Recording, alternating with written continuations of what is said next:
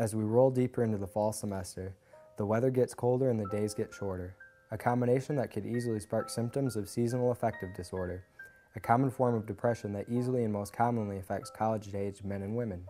Seasonal depression is a subtype of what we think of as unipolar depression, which is seasonal affective disorder is often what it's called, and it has a seasonal pattern. So while you have experienced the symptoms of what we consider traditional unipolar depression, it happens with seasonal timing. Symptoms of seasonal affective disorder are really similar to those with unipolar depression. So you're going to have sad mood, lack of interest in things that you used to enjoy, often changes in your sleep pattern. Usually with seasonal affective disorder, it's longer time sleeping rather than shorter time sleeping. Usually increased appetite for seasonal affective disorder, so usually for carbohydrates in particular, people really seem to crave during that time. And feelings of guilt, low feelings of self-worth, sometimes a slowing of just physically feeling like you're kind of wading through molasses. Everything just takes a lot more energy.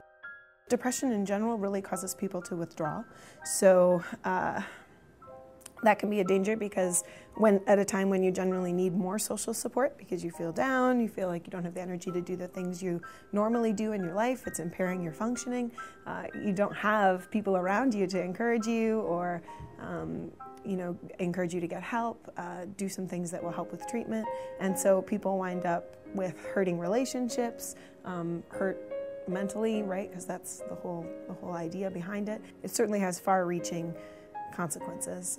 There's three kind of traditional types of treatment for seasonal affective disorder. The first is light therapy, actually. This isn't the same as going to a tanning bed or getting full spectrum light. There are specific light boxes that are used in the treatment for seasonal affective disorder.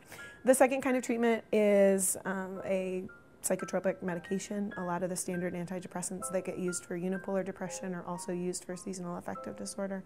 And then third is counseling, so using cognitive behavioral techniques, things like behavioral activation. When you are depressed, the last thing you want to do is get up and go.